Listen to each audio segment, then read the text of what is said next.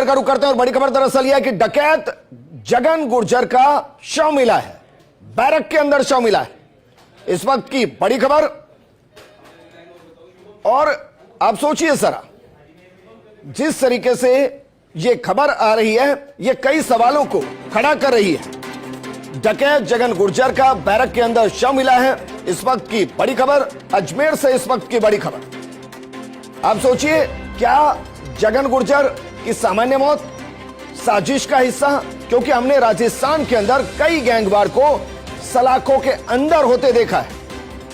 आपको ध्यान होगा बलबीर बानुड़ा केस, उसमें भी बैरक के अंदर ही हमला किया गया था।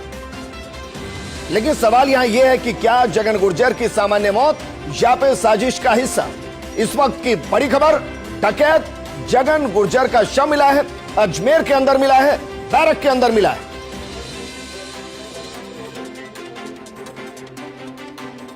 राजस्थान से इस वक्त की बड़ी खबर, सहयोगी शुभम जुड़ गए। शुभम, अपडेट कीजिए जरा, जो शव मिला है वो सामान्य डेथ या साजिश का हिस्सा या गैंगवार का हिस्सा?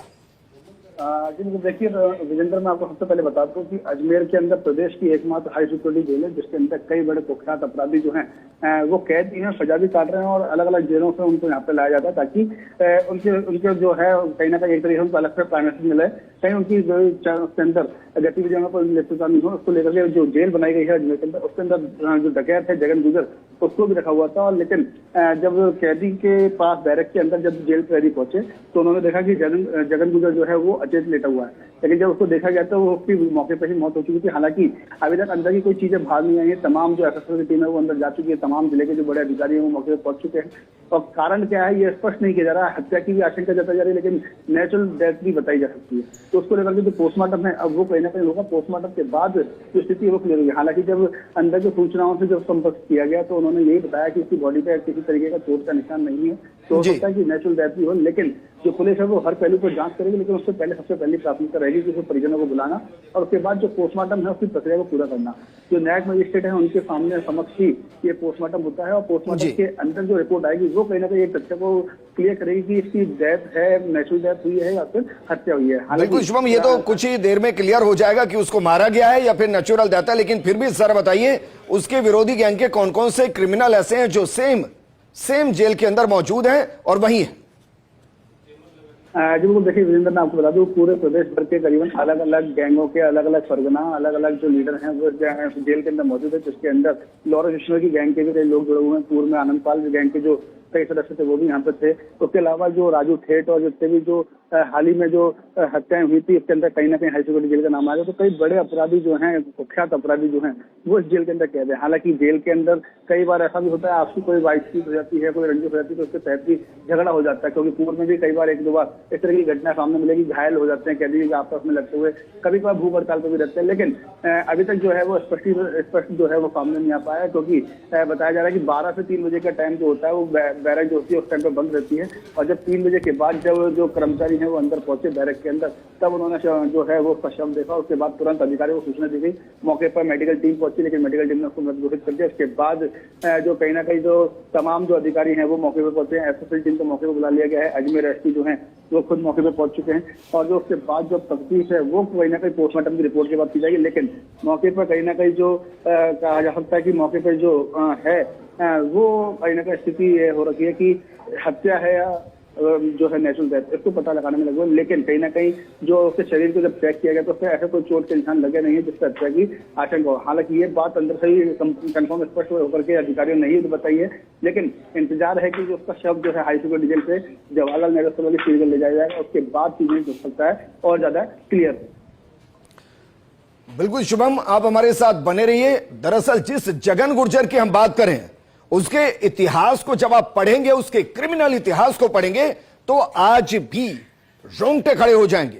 अब सोचिए जरा, जगन गुर्जर करीब 27 साल पहले 1994 में अपराध की दुनिया में आया था और उसका ऐसा खौफ हुआ करता था कि कई गांवों के अंदर शादियां तक होनी बंद हो गई थी। उसके खुद के गांव में 10 साल तक कोई शादी नहीं हुई थी।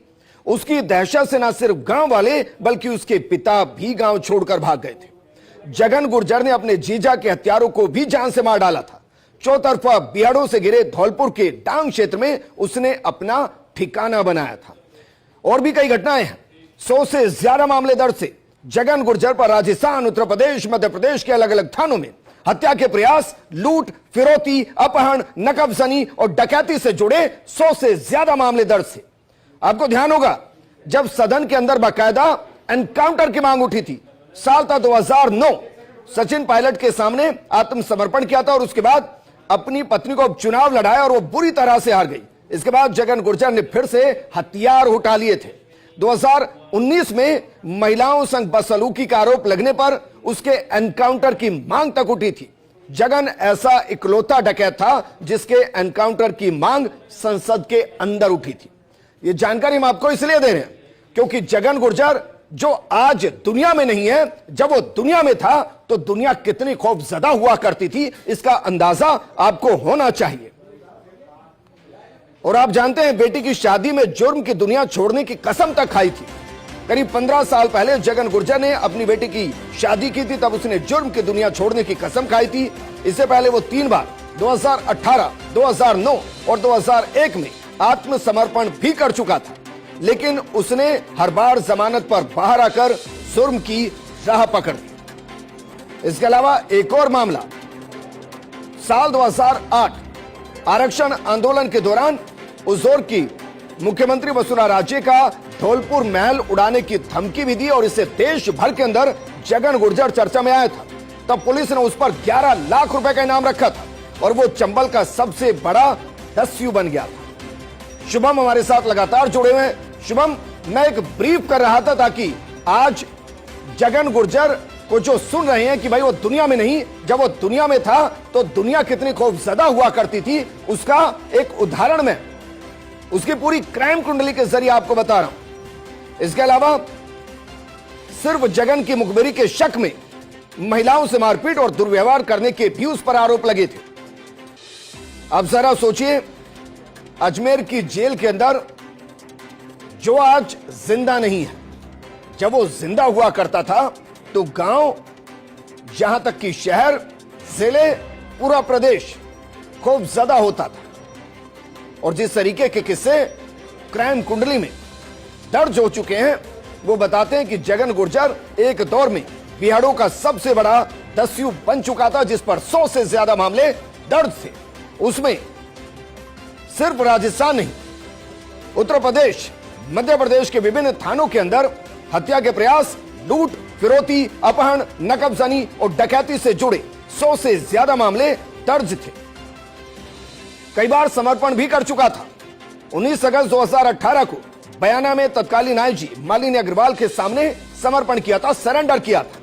30 जनवरी 2009 को कैमरी गांव में जगन्नाथ मेले में कांग्रेस नेता सचिन पायलट के सामने और इसके अलावा 2001 में तत्कालीन Dholpur SP Biju George Joseph के सामने भी समर्पण कर चुका था। अपराध की दुनिया छोड़ने की कसम भी खा चुका था अपनी बेटी की शादी में। लेकिन जो क्रिमिनल होते हैं वो क्रिमिनल ही रहते हैं।